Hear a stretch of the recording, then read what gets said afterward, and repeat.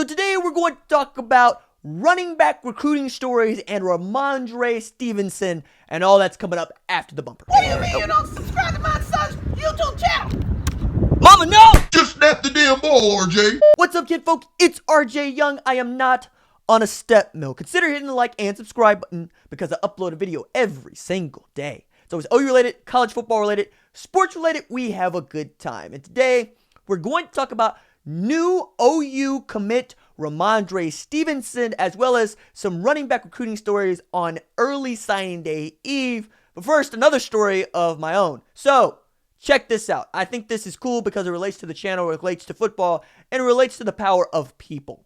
So, on Twitter, if you follow me, you could see that someone, in response to something I had said, I forget what it was exactly that we were talking about. I just know that this person used a Pete Weber gif to get at me.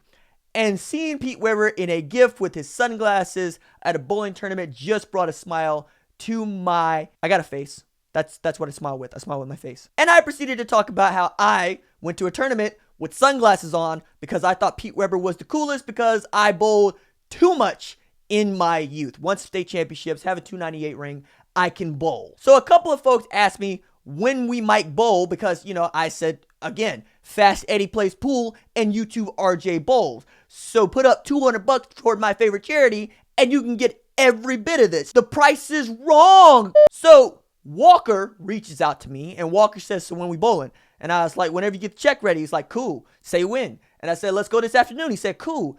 And I'm expecting to run into a grown man with a cigarette, pot belly, 12 bag roller who's down to get it on. And I'm like, all right, fine, whatever. I show up with my Pro Tote and my reactive and my plastic and my shoes. And I meet one of the coolest 19-year-olds that I've ever met in my life. And his mother came down with him. We chatted.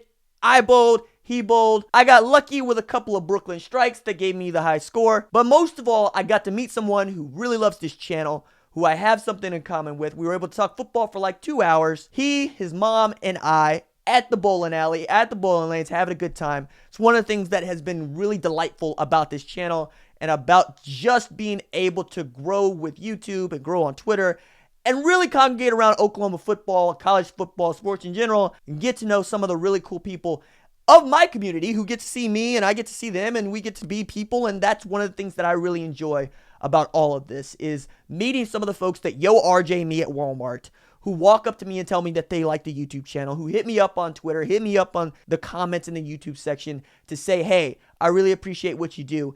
And I appreciate what I do because it's therapy for me. I mean, it's not just what I do for you. It's something I do for myself, and everybody gets something out of it, and that's really cool. Next story I want to tell is running back related. So my buddy, Robert, he talked to me while I'm on the step mill at the gym, and he told me a really cool story that happened to him. Joe Washington is still out in the open, talks to people, takes pictures with them. Really cool dude. Also, awesome running back. Also, if you know Joe Washington, you know Joe Washington is synonymous with silver shoes. And Joe Washington played ball at a time when Robert was a kid. And when Robert was a kid, he wanted to be like Joe Washington. So rather than just pick up a ball and say, I'm Joe Washington, no.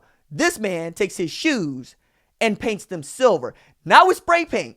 My man dunks them in house paint and got his behind toe up by his old man because he dunked his shoes in house paint because he wanted to be silver shoes Joe Washington. Told Joe Washington that story, and Joe Washington was like, yo, I done heard a lot of stories like this one, but this is the first time I've ever heard of somebody actually dunking the shoes and house paint, which means that Robert's special.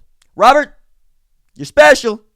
And in all the ways, but in that way, you're special. The next running back recruiting story is Noah Cain. So Noah Cain was one of the subjects in an Athletic article. By the way, if you don't subscribe to the Athletic, those guys do awesome work. I read it every day. I find something and learn something new in there. It's a really great publication.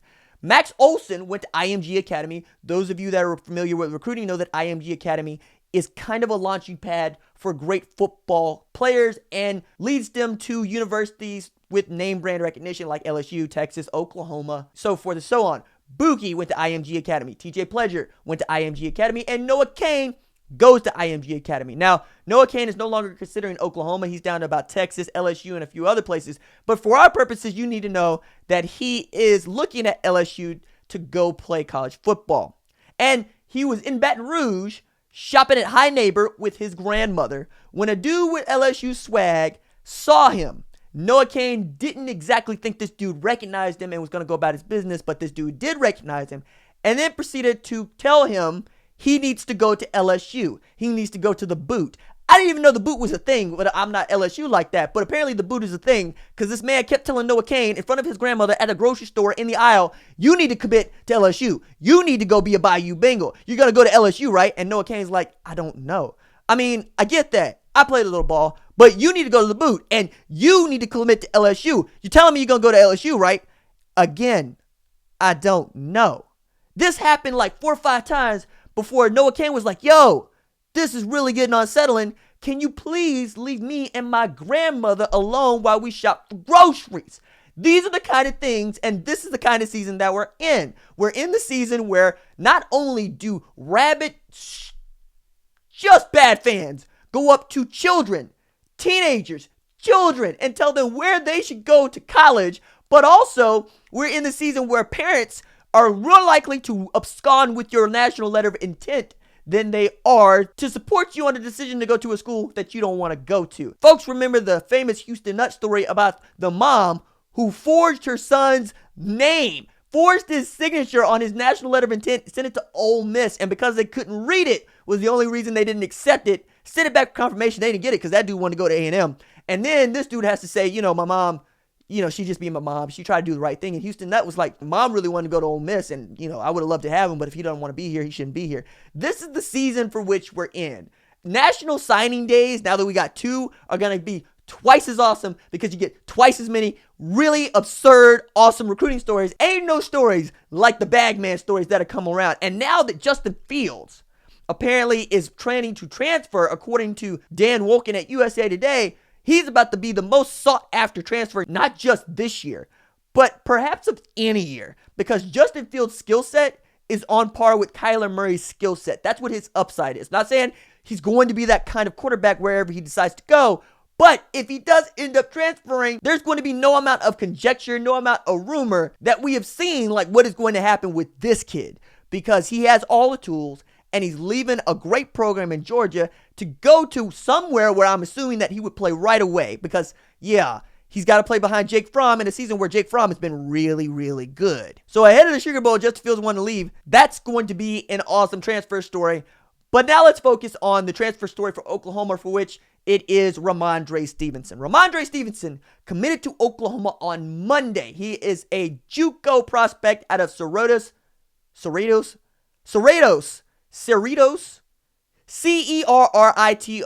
I can spell it because I'm an English professor in the making and I wrote a book. I just can't pronounce it because, apparently I got a hard time pronouncing words today. Supercalifragilisticexpialidocious. No, I got that one.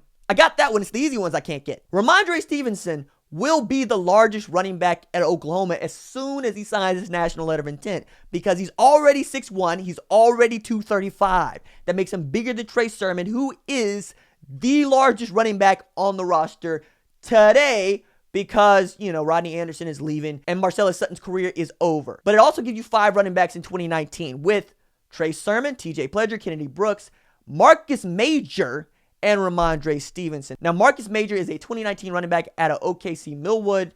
He has drawn comparisons to Adrian Peterson. I'll believe it when I see it.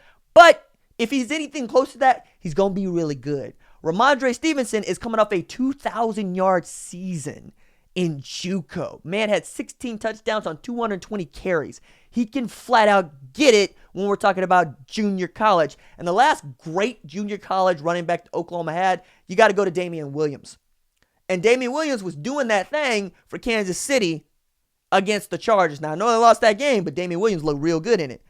What I'm saying is JUCO running backs have been pretty good at Oklahoma. Even Marcellus Sutton's averaged over 5 yards for his career at OU. And I like a bigger running back being put into this particular team because you need size. The last guy that Oklahoma had with this kind of size is Samaje Perine. And Samaje has some really great running back stories. Like when he was a true freshman at Oklahoma, he's bench pressing 270 for reps. Like when he's a true freshman at Oklahoma and he was moving into Headington Hall, which is the athletic dorm that's not really an athletic dorm, he didn't want to wait on the elevator, so he wedged his fingers in the door and pulled it open.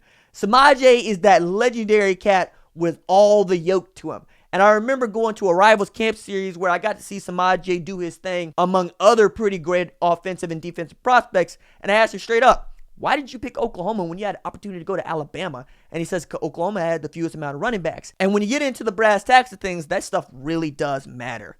And I think with Oklahoma having 5 running backs on the depth chart heading into 2019, that might not even be enough because you started out with 5 on the depth chart in Rodney Anderson, Marcellus Sutton, Trey Sermon, Kennedy Brooks, and TJ Pledger, and you ended up with basically 2 healthy scholarship running backs and only one of them that didn't get nicked up. So it's more than likely that Rhamondre Stevenson and Marcus Major could see significant playing time in 2019 because we always know that you want running backs because you never know when one's going to go down and you're going to be the next man up. This also gives Oklahoma 19 commits for the 2019 class, all of which are supposed to sign their national letters of intent, early signing period. Also moves Oklahoma to number 8 in the 24/7 team composite rankings, which means that Oklahoma sits at number 8 with 19 total commits, which is 6 fewer than Michigan, who sits at number 10. Again, you still got room in the boat. You still could get better. You still have an opportunity to finish with a top 5 recruiting class. But we're going to see a lot of moving and shaking over the next couple of weeks and over the next couple of months as we near National Signing Day in February. All right, that's it for me. Deuces.